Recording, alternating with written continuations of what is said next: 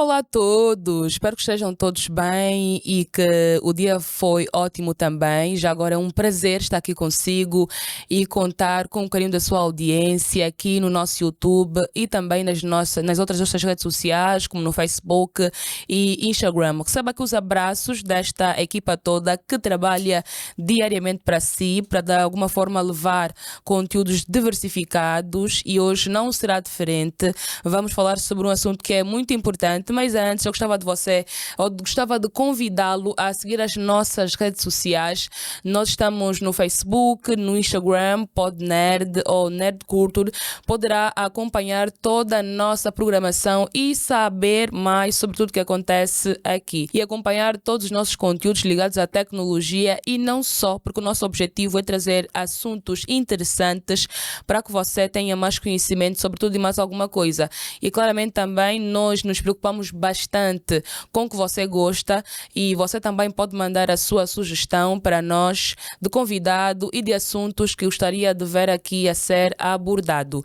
Hoje nós falaremos sobre um assunto que é extremamente importante e interessante para a era digital, a era atual, porque afinal de contas nós estamos no século XXI, onde tudo mais alguma coisa é tecnologia, e nós de quando em vez precisamos sim saber sobre algumas importantes questões ligadas à tecnologia.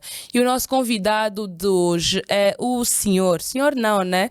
Nós aqui nos bastidores já falamos que no mundo tecnológico o senhor morre um bocadinho, aqui é mais informalzinho, mas com certeza o respeito mantém-se. É o nosso querido e estimado Vasco Alexandre Lima, está aqui conosco para ajudar-nos a compreender o tema sobre a adoção de inteligência artificial generativa em Angola, desafios e oportunidades. Ele vai daqui a pouquinho saudar e também falar-nos um pouquinho sobre a sua trajetória. Nós temos o percurso dele, ou basicamente o perfil, que é muita coisa. Se eu estiver aqui a falar, acho que vou pecar. Às vezes é necessário darmos aqui a responsabilidade da pessoa, falar na primeira pessoa e apresentar-se. Ele é Tech Manager, trabalha com inteligência artificial, Big Data. Ele vai falar melhor do que ele, melhor do que eu.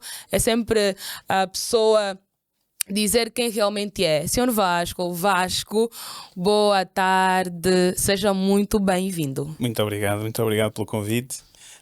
Saúdo todos os que nos estão a ver, e aproveito por também dar os parabéns por este formato e por esta forma de nós conseguirmos discutir um bocadinho o que é tecnologia e do que está no dia-a-dia de todos, que é a inteligência artificial e como é que ela pode ser adotada e pode afetar Angola de hoje em diante, porque é cada vez mais algo que está nos nossos dia-a-dias e nas nossas formas de trabalhar.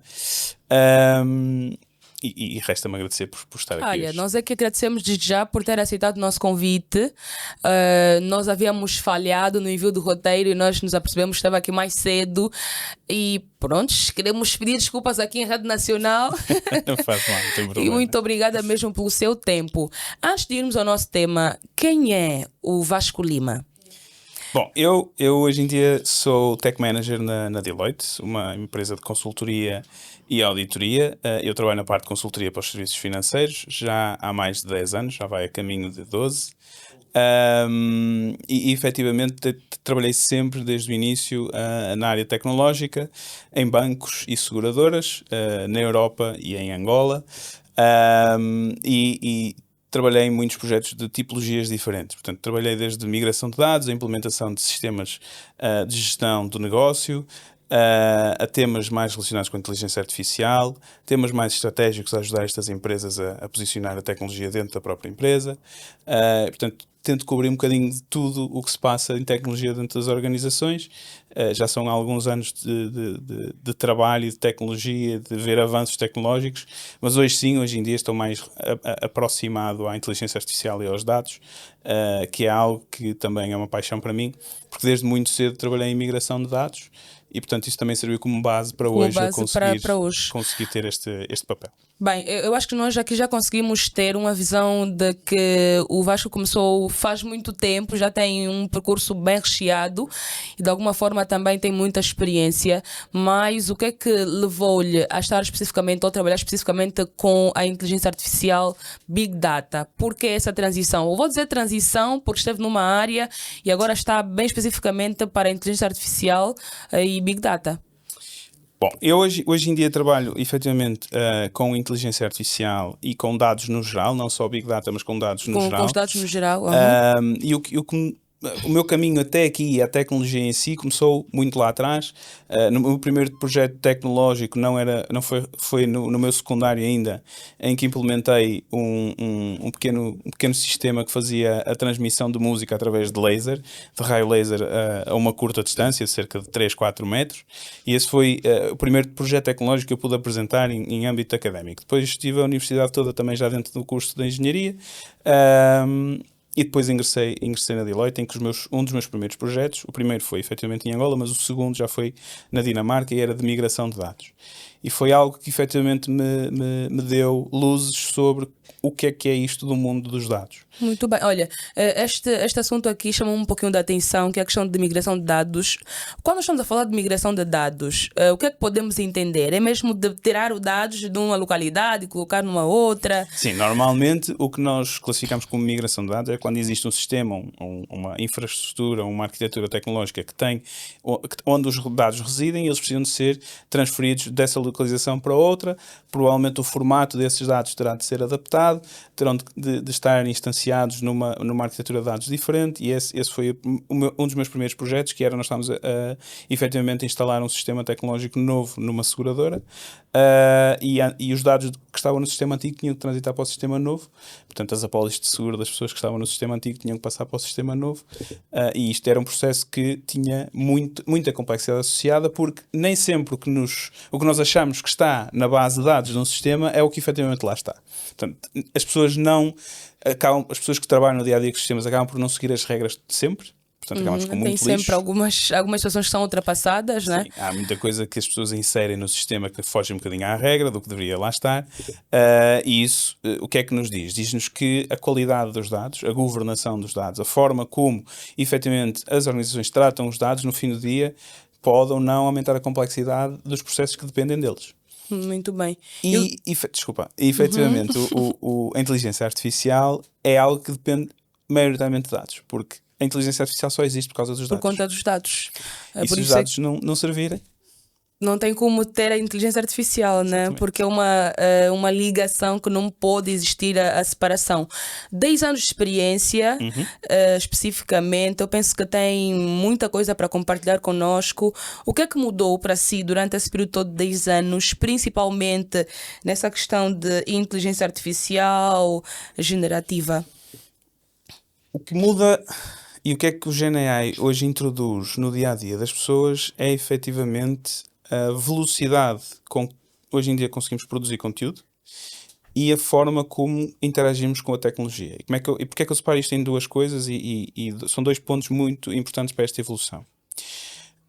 A forma como hoje em dia nós interagimos com o GenAI é através de uma coisa chamada linguagem natural, que é como nós estamos a fazer aqui agora. Conversarmos de forma coloquial com tecnologia. E a magia, por assim dizer, desta tecnologia é que ela consegue perceber, derivar dados, consegue criar novos dados, consegue criar texto a partir desta interação em linguagem natural. Por outro lado, o nível de processamento que nós temos hoje em dia, pelo hardware que já existe e a capacidade de processamento em escala que existe hoje em dia, permite-nos ter resultados muito mais rápidos face ao que nós tínhamos antigamente. Antigamente nós tínhamos equipas a produzir software que demoravam meses até termos uma solução completa e de acordo com os requisitos. Hoje em dia conseguimos ter soluções e protótipos em dias. De forma mais rápida. Exatamente. Nesse caso, a diferença que existe é que evoluiu para resultados mais rápidos também. Temos resultados mais rápidos e temos pessoas que antigamente não tinham que necessariamente ser, necessariamente formadas em tecnologia, hoje em dia já não têm que ser para interagir com tecnologia. A forma da interação e a velocidade são as principais evoluções que eu tenho visto nos últimos anos com a introdução da inteligência artificial generativa e a mais abrangente que existe, que é a normal, que a inteligência artificial artificial, porque a inteligência artificial generativa é um subset, é uma parte da inteligência artificial como um todo. Muito bem. Olha, ainda bem que falou sobre essa questão de que a inteligência artificial generativa é uma parte da inteligência artificial. Eu gostava, né, porque há pessoas mais jovens aqui a acompanhar e entusiastas também que gostariam de saber mais um pouquinho sobre isso. Eu gostava que nos apresentasse assim as diferenças. Por exemplo, o que é uma inteligência artificial generativa? O que é uma inteligência artificial? O que é que um Big Data faz? O que é tudo isso? Ok. Então, mas podemos começar a partir um bocadinho as coisas. Boa. A inteligência artificial surge quando é um conceito que já existe há muitos, muitos anos, desde os anos 50, 60. Uau, dos anos 50. Sim. E para Em nós que parece que surgiu em século XXI, algo parecido. é como aquelas coisas em que nós temos os académicos nas universidades a falarem sobre os assuntos, mas que na verdade o público As geral não outras pessoas conhece. não conhecem, A partir ok, do tem momento essa em que se questão. torna mainstream, em que as pessoas conseguem falar no dia a dia sobre o assunto, toda a gente passa a conhecer, mas não tem a noção de quando é que surgiu. Já surgiu há muitos, muitos, muitos anos. E efetivamente o que significa é quando nós atribuímos capacidades humanas ou similares ao que um humano consegue fazer a uma máquina, ok? E na verdade isto acontece há muitos anos com uns algoritmos de encriptação, algoritmos de previsão, modelos preditivos, que são tudo modelos de dados que fazem cálculos e que simulam o comportamento que um humano teria quando analisasse aqueles dados ou quando tivesse tentado fazer alguma tarefa. Depois disto vem, e isto está muito na base do que são os primeiros algoritmos de machine learning. Portanto, o que nós conseguimos ensinar a uma máquina ou uma rede neuronal, que é outro conceito, que é quando nós temos efetivamente algo que simula uma rede de neurónios que faz cálculos muito rápidos, cálculos simples para chegar a uma determinada conclusão com base em pesos e com base em coeficientes. Isto tudo são vários modelos de cálculo e modelos científicos e modelos preditivos, modelos de dados que permitem chegar a determinados resultados com base em treino, com base em dados prévios para produzir novos dados. Tudo isto faz parte do mundo dos dados e do mundo da inteligência artificial. Mais recentemente surge a inteligência artificial generativa, que nada mais é do que uma forma de inteligência artificial que nos ajuda a produzir conteúdo. E a produção de conteúdo pode ir desde o conteúdo escrito, desde o texto, como nós, hoje em dia, se usarmos o chat GPT, é isso que ele produz para nós, é texto. Sim, porque as pessoas, por exemplo, hoje, né, quando falam de inteligência artificial, o que mais fala é do chat GPT, por exemplo, tem mais outros aplicativos aí de inteligência artificial que, por exemplo, conseguem reproduzir textos, né, dar respostas rápidas, mas o que de alguma forma também pode ser aqui apresentado, né, ou falado pelo Vasco, que a inteligência artificial hoje apresenta-se de várias maneiras e de várias formas. Encontramos em vários lugares, né? Exatamente. Não apenas, se calhar, por um aplicativo que é o ChatGPT e outros aplicativos. Digo ChatGPT porque é um aplicativo que agora viralizou de uma maneira e ficou o mais famoso. Tanto é que atualmente também muitas pessoas já conseguem dizer ou dizem que o chat GPT pode de alguma forma, não vou dizer prejudicar, porque se calhar quando nós usamos de forma errada pode sim dar cabo do nosso cérebro, mas é o facto de nós colocarmos aí qualquer informação, ele pode usar aquilo contra nós ou algo parecido. Existem riscos associados. Exatamente, muitos riscos e tabus ligados a essas questões todas que eu gostaria que discutíssemos aqui, por exemplo. Mas podemos começar um bocadinho pela base do que é o GPT. Exatamente. GPT recorre a algo que são os modelos grandes de linguagem ou Large Language Models. Basicamente são matrizes de ponderações em que nós temos nessas matrizes a probabilidade de uma palavra acontecer a seguir à outra. E é desta forma que ele gera novo conteúdo. E isto, se vocês se lembrarem, há uns anos atrás, quando nós tínhamos os telefones de tecla, em que nós começámos a escrever um SMS e ele propunha uma palavra a seguir à que nós acabamos de escrever, isto já era um modelo preditivo. Não era um Large Language Model, mas já era um modelo preditivo que, com base na palavra anterior, tinha uma probabilidade de algumas palavras poderem acontecer a seguir àquela. E o GPT usa exatamente a mesma lógica, mas numa escala muito maior. E o que acontece é, quando nós introduzimos uma frase, ele interpreta aquela frase, ele consegue, dentro da base de conhecimento que tem, que são muitos milhões e milhões de artigos e textos e uma base de conhecimento enorme que a OpenAI usou para treinar este modelo, e ele conseguiu calcular estas probabilidades das palavras acontecerem umas a seguir às outras. Ele, por si só, não tem inteligência. Okay? O que ele tem é a probabilidade das palavras acontecerem umas a seguir às outras, na parte escrita. E é desta forma que ele nos sugere texto, que ele gera texto para nós, que nós lhe damos uma frase pequenina e ele dá um texto enorme. E pedimos para ele criar um parágrafo e ele vai ver quais é que são as palavras relacionadas com estas e que possa construir uma frase que faça sentido relacionada com esta, e é desta forma que ele produz o conteúdo para nos responder e para nos conduzir. Quais é que são os riscos? Hoje em dia, há quem diga, a OpenAI pode dizer que não, mas não há garantias completas porque ninguém consegue perceber como é que a OpenAI pega no texto que nós introduzimos e depois não o guarda para um futuro próximo treinar o modelo outra vez. Exatamente.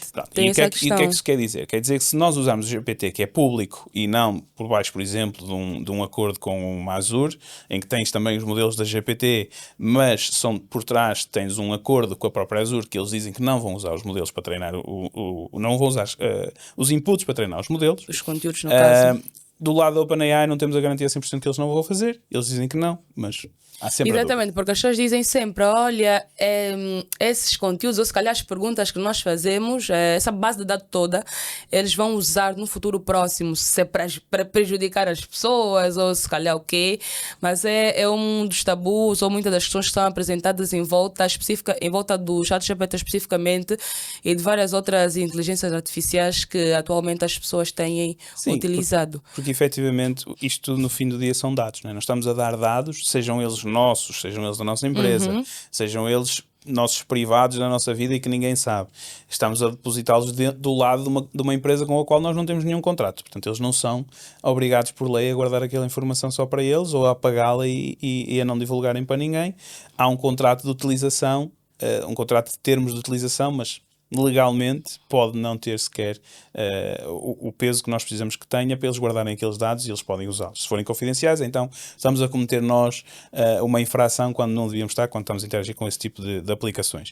E esse é que é o principal risco de usarmos o ChatGPT com informações que não devem ser divulgadas publicamente. Exatamente, informações pessoais, não é? Exatamente. Então, aí é um dos cuidados que se deve ter quando se usa este tipo de soluções.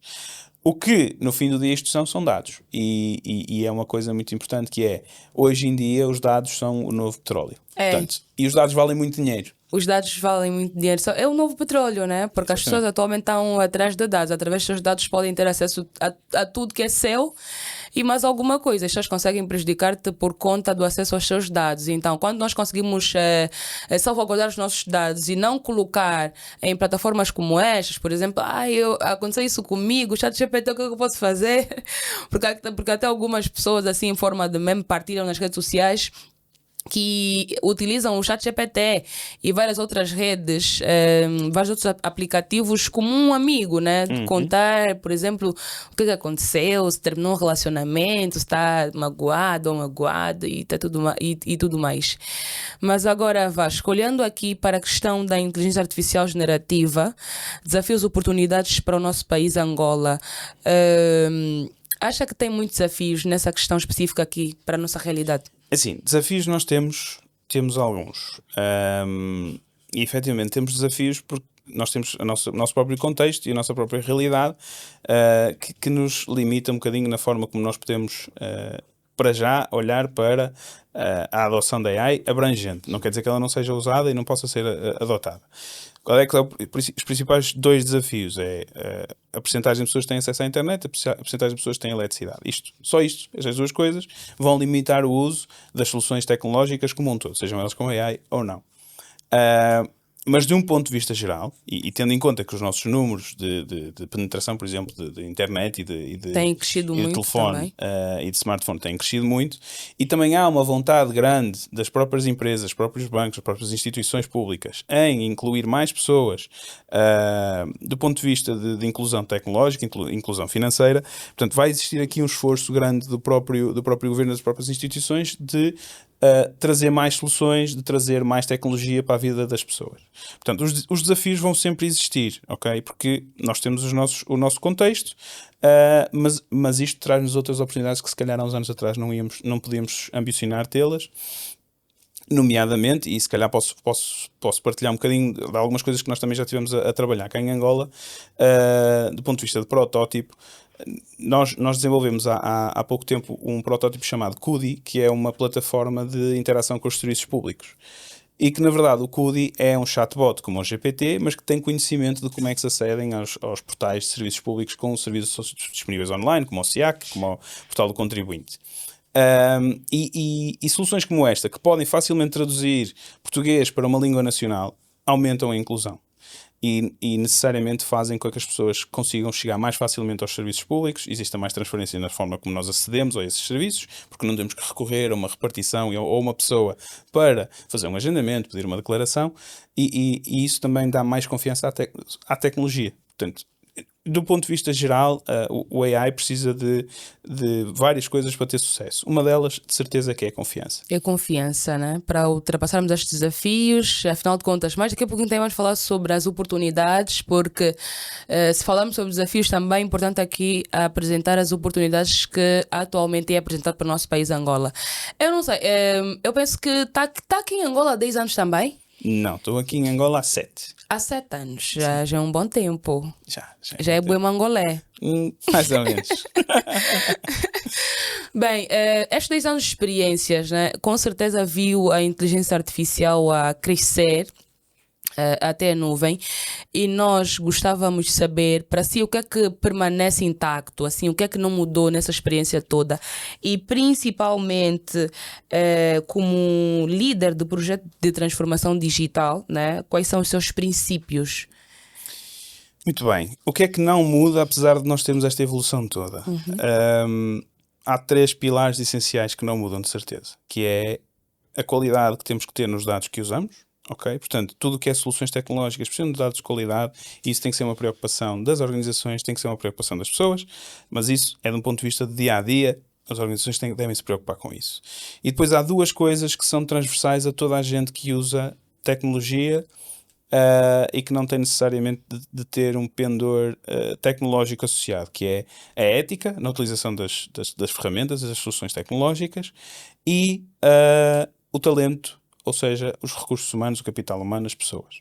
Portanto, essas 3 coisas existem sempre, não há forma de não as ter e de ter atenção a elas no dia a dia. Mesmo que o AI tome conta de muita coisa, estas 3 coisas vão ter sempre que existir. Pessoas para desenvolver, para usar, para estarem capacitadas e para evoluírem, para implementarem estas soluções, qualidade nos dados que nós usamos e ética no fim do dia, porque tudo isto se resume a confiança, e se não a tivermos, não tivermos princípios éticos, não há forma de sequer termos soluções que sejam confiáveis. Muito bem, então como líderes, um dos principais, os seus princípios éticos ao liderar projetos é a ética.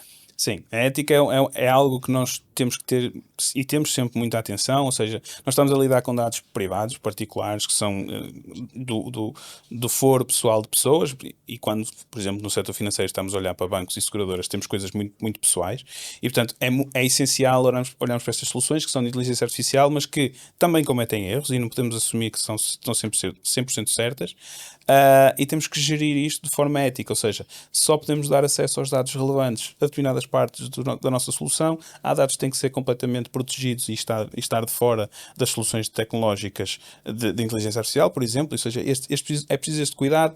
Por exemplo, dados do ponto de vista de saúde, que são muito privados, devem estar acautelados, a segurança destes dados deve estar acautelada, e em Angola temos lei que protege esta tipologia de dados. Portanto, existe essa preocupação do ponto de vista regulamentar, do ponto de vista de governo, e também existe essa preocupação do ponto de vista das organizações e de quem implementa a tecnologia. Por outro lado, uma das minhas maiores preocupações é capacitar pessoas. Eu quero ter pessoas capacitadas aqui em Angola, e quero ter pessoas capazes de entregar projetos, seja aqui, seja no mundo todo, que venham de Angola. Portanto, para mim é um dos pilares mais importantes, é ter pessoas capazes e capacitadas para atuar nesta área. Para atuar nesta área, né? Para atualizar aqui os nossos amigos que estão a acompanhar-nos lá em casa, nós estamos a falar sobre a inteligência artificial generativa, desafios e oportunidades. Vocês precisam subscrever-se ao nosso canal, seguir com certeza, deixar aqui os vossos comentários que serão de alguma forma importante para que vocês de alguma forma recebam mais conteúdos como este e não só. Sigam-nos também nas outras nossas redes sociais, como no Facebook e Instagram. Nós estamos aqui com o Sr. Vasco Lima. Ele está a ajudar-nos a compreender este tema que tem assim muitos tabus associados. E ainda bem que temos aqui alguém ligado a dados pessoais também, a dados, né? E eu gostava de perguntar quais são os mitos, né? Ou se calhar alguns mitos absurdos que já ouviu em relação à inteligência artificial, ao Big Data, coisas assim que acontecem. Uma das coisas e uma das principais preocupações que se ouve falar mais hoje em dia quando se fala em inteligência artificial é que vai substituir muita gente e vai tirar um emprego a muita gente. Na verdade, o que eu acho e o que nós temos vindo a ver é que não há aqui uma substituição direta pela inteligência artificial. Existem, claro, soluções que vão otimizar o trabalho das pessoas. Mas no fim do dia, existe uma componente muito importante nisto da inteligência artificial e introduzindo um novo conceito que é o Agentic AI, que é a utilização de agentes de inteligência artificial. Existe aqui um outro conceito que é o Human in the Loop. É o humano que faz parte da interação com o AI. E este humano tem toda a responsabilidade sobre qual é o resultado que sai dali. Ok, este humano vai conduzir e validar. Pronto, né? Esse robô, se podemos dizer. Sim. Então não é verdade quando dizem que a inteligência artificial vai substituir o trabalho humano. Neste momento, e eu acho que não vamos chegar a esse ponto de substituirmos pessoas integralmente por AI, tem que existir sempre um passo de validação, alguém que se responsabiliza por aquele resultado, porque no fim do dia o AI falha, ok? Exatamente. Ele não é infalível. Exato, porque há pessoas que, por exemplo, dizem olha, lá mais para frente não vamos precisar de cirurgiões, por exemplo, terão robôs que vão operar a pessoa. Sim, eu vi uma imagem há poucos dias sobre esse tópico especificamente, em que tinha um robô que a inteligência artificial dele operou uma pessoa e tirou-lhe um pé, porque precisava tirar o pé à pessoa, era aquela cirurgia que tinha que fazer, e o robô no fim diz à pessoa: olha, correu muito bem a cirurgia, conseguimos lhe tirar o pé, está tudo bem. E o senhor olhou para baixo e disse: mas era o pé esquerdo. Ei, olha. Olha, tens toda a razão, enganei, vamos tentar outra vez. E perdeu os 2 pés. E ficam sem nenhum. Portanto, efetivamente existe essa parte, que é a validação humana tem que existir. Porque se hoje em dia é um humano que o faz, e nós temos confiança naquele trabalho, porque foi validado por alguém, e se sabemos que à partida o AI tem algumas falhas, ou que há momentos em que pode não estar tão correto, porque há aqui uma coisa chamada alucinações, em que o AI, quando não sabe, efetivamente inventa. Inventa, exatamente. Eu vi um vídeo que viralizou há tempos. O senhor pediu para o ChatGPT contar de 1 até 1 milhão.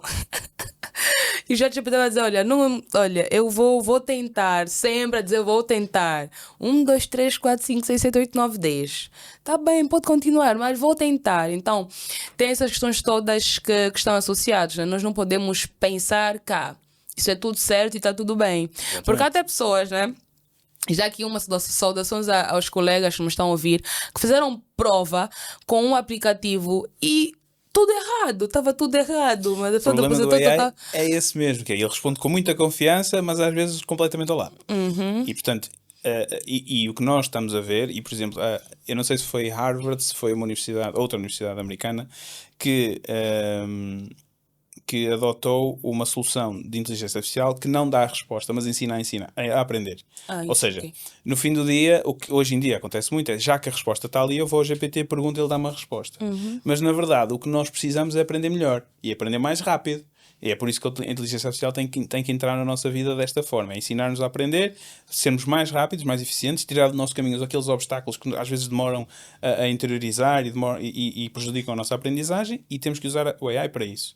Em sítios como Angola, em que existe também dificuldades do ponto de vista de literacia.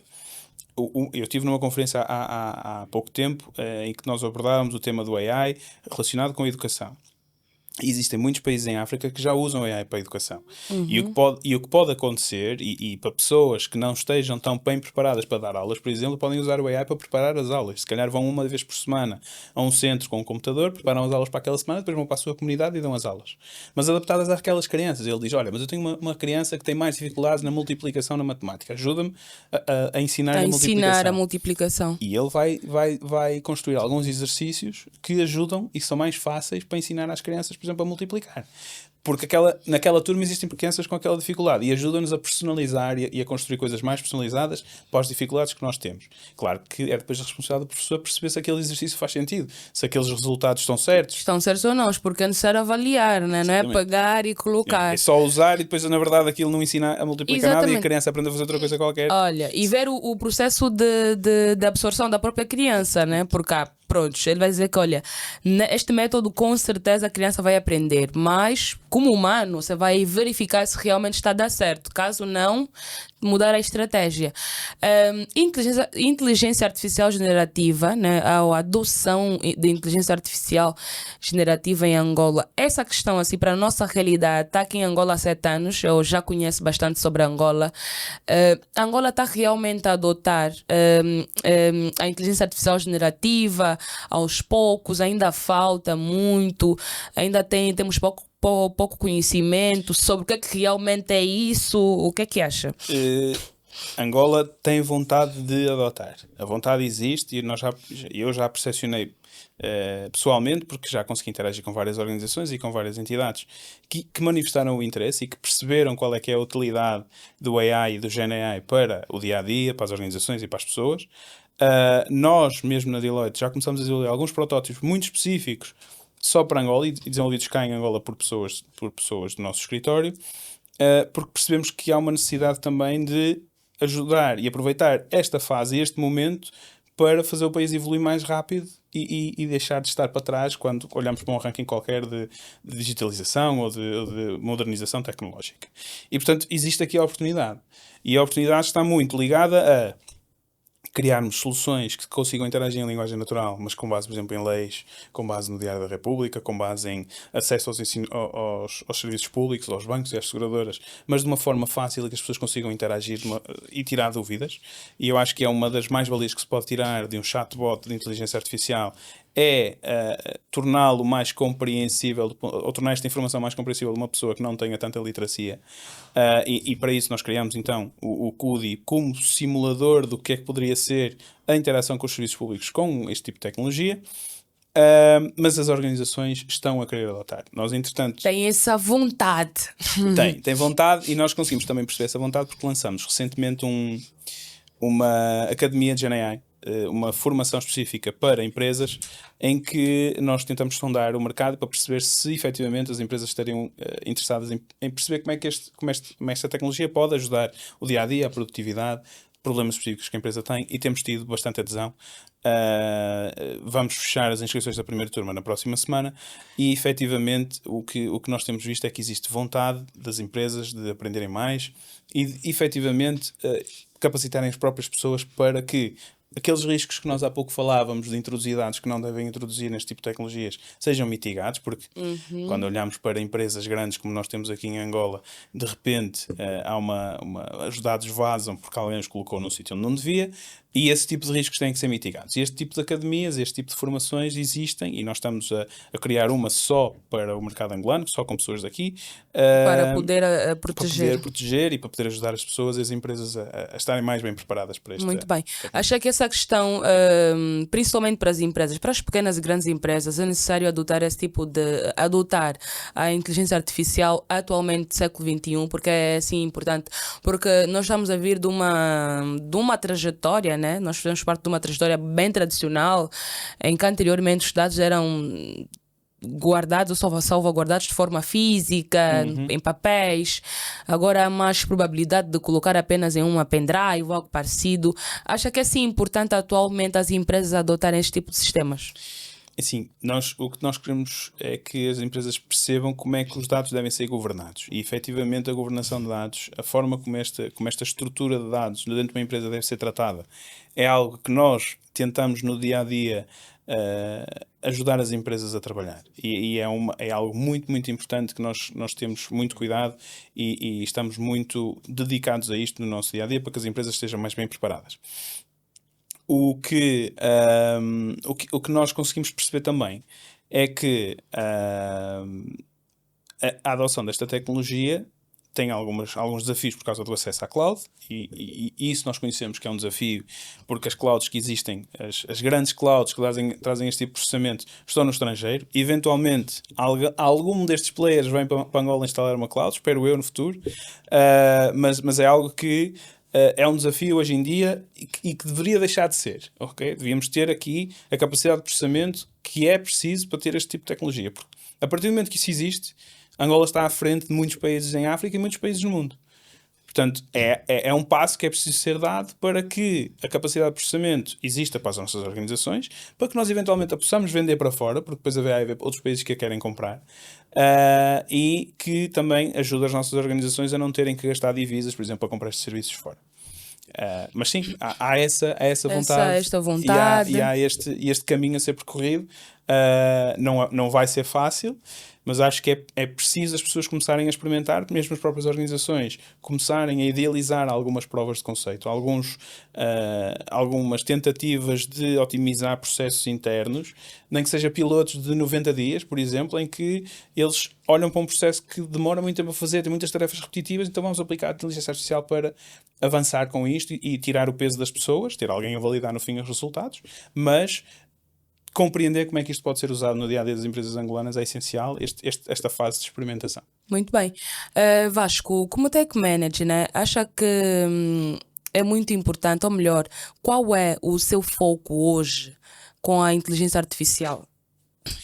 Eu hoje estou dedicado a alguns projetos aqui nos nossos clientes de Angola, e também estou dedicado a algo que nós inauguramos no Angotic, que é o nosso Centro de Excelência de GenAI, que foi lançado no Angotic deste ano e que nos também ajudou a posicionar a nossa equipa de profissionais do escritório de Angola como uma equipa completamente capaz de gerir este tópico da inteligência artificial, e que não precisa de vir dos Estados Unidos, nem precisa de vir de outro sítio, porque a capacidade existe cá e nós conseguimos formar as pessoas para trabalhar connosco.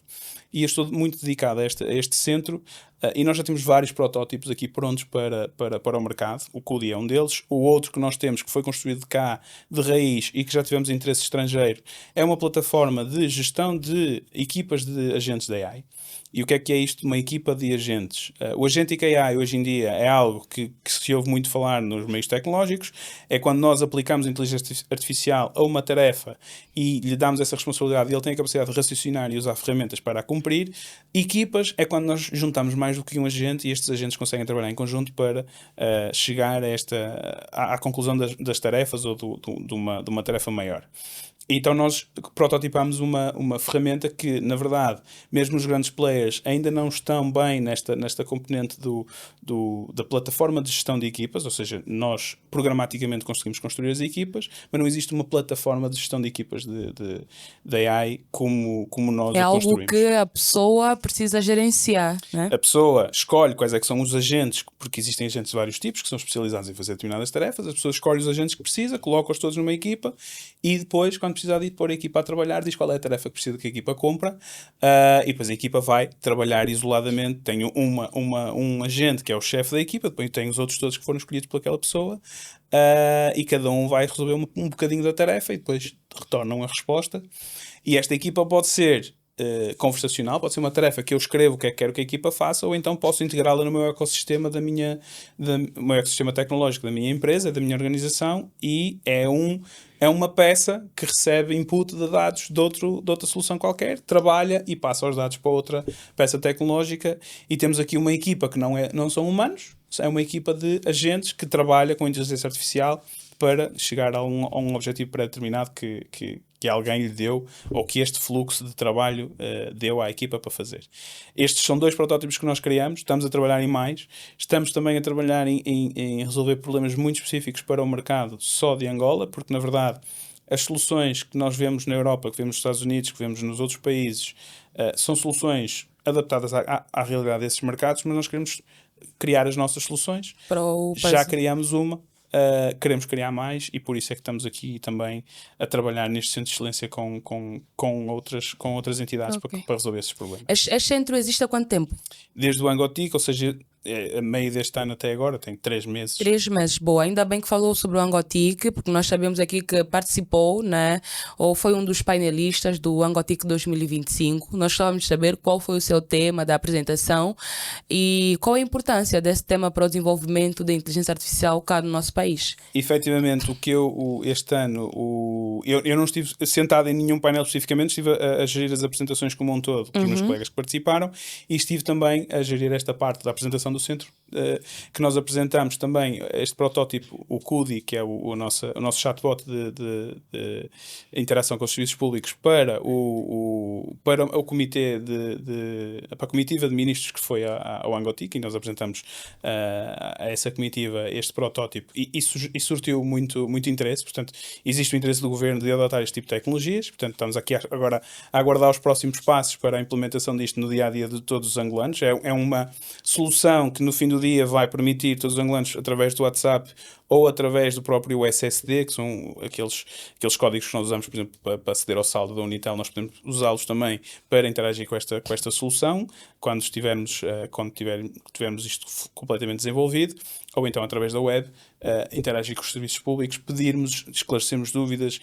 Quando não soubermos o que é que precisamos efetivamente, podemos pedir ao CUDI, olha, pediram-me o papel que diga assim o que é que é possível gerar. E ele vai dizer, olha, existe esta declaração, queres que eu imite uma, queres que faça um agendamento para ir pedir uma destas, e a pessoa consegue interagir e aceder, saber quanto tempo é que demora, o que é que tem que pagar, ter mais transparência, ter a certeza de quanto é que vai gastar, ter um calendário fixo para se poder dirigir à repartição sem ter que tirar o dia todo para se ausentar de trabalho, por exemplo. Portanto, acho que são estas coisas que vão nos ajudar a evoluir, a interiorizar a inteligência artificial no nosso dia-a-dia. E depois existem muitos outros setores que podem beneficiar disto, desde petróleo, a agricultura, a saúde, muitos setores que podem efetivamente pegar na inteligência artificial, aplicá-la aos seus problemas, aumentar a eficiência, aumentar a velocidade e no fim do dia democratizar um bocadinho a tecnologia para toda a gente. Muito bem.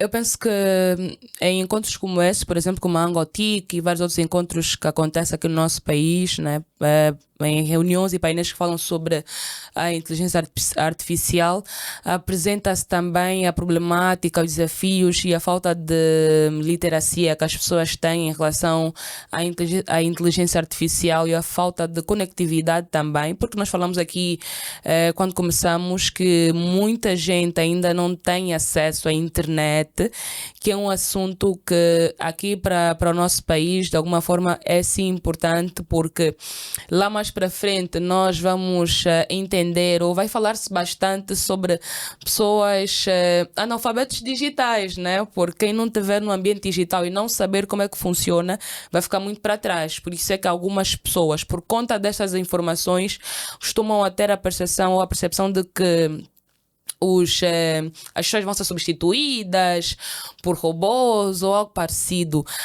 Acha que o nosso país, né, tem muitos recursos, petróleo, diamantes e muitas outras coisas, tem assim um ponto muito interessante e importante que se pode utilizar para mitigar esses problemas e promover a inclusão digital aqui no nosso país?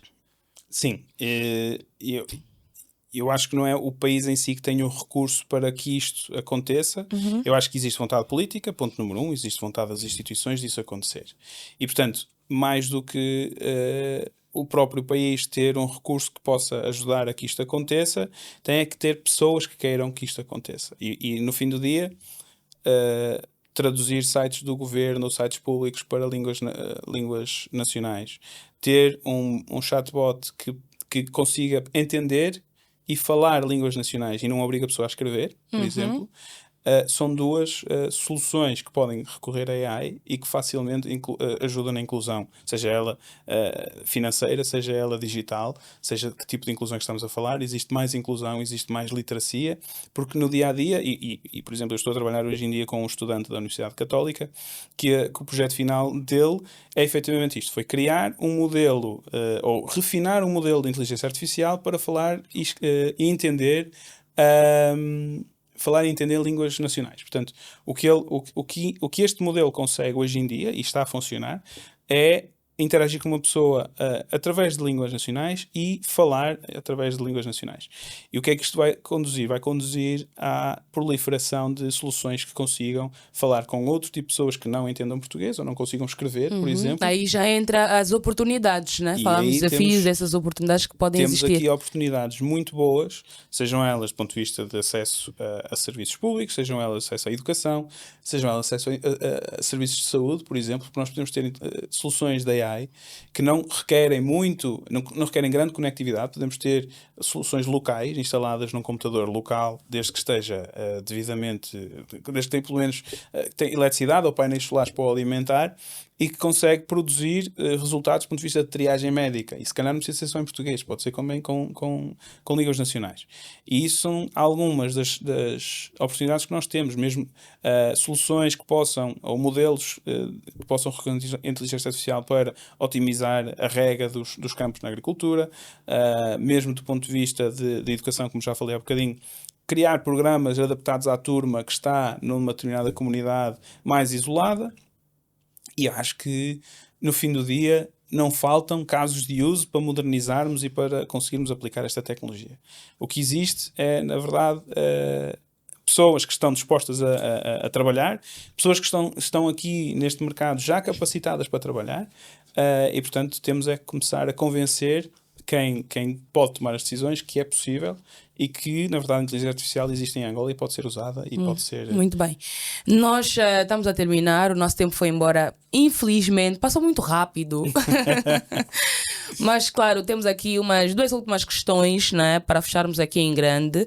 Falou sobre o centro de formação, mas muito rapidamente nós gostávamos de ter assim alguns detalhes. Ouvimos aqui que foi lançado na altura do Angotique, mas gostávamos de saber a localização, como é que as pessoas podem, por exemplo, encontrar nas redes sociais, o que é feito, o que é esse marco, será que foi um marco histórico para vocês, o que é que representa? Sim, para nós o COE, que é o Centro de Excelência de GenAI, representa efetivamente um marco de mostrarmos que existe a capacidade de trabalhar esta tecnologia em Angola. Portanto, é marcarmos a posição que existe equipas dedicadas a esta tecnologia, existem pessoas capacitadas, existe a vontade da própria Deloitte de ajudar o país ensinar e promover a adoção desta tecnologia. O Centro de Excelência, neste caso específico, como ainda está a crescer, está no escritório da Deloitte na cidade financeira. O que nós temos vindo a fazer é divulgar no nosso LinkedIn sempre que existe uma ação relacionada com o Centro de Excelência, seja ela as próprias divulgações que fizemos no Angotique, ou então agora na próxima semana e durante este mês de setembro, esta formação e esta academia que é mais direcionada às empresas, mas no futuro iremos ter outras atividades e outras ações que eu aconselho a quem estiver interessado a seguir o LinkedIn da Deloitte, que é onde nós normalmente colocamos as nossas atividades, as nossas publicações. Muito bem. Já para terminar, né, eu gostava que partilhasse connosco uma mensagem especial a todos os jovens que acompanham-nos agora, que têm o sonho de trabalhar especificamente com a inteligência artificial, aos líderes, né, que ainda entendem que a inteligência artificial é uma moda e que de alguma forma se calhar não tem assim tanta crença que isso de alguma forma pode também desenvolver Angola para os próximos anos. Que mensagem é que gostava de deixar para estes jovens?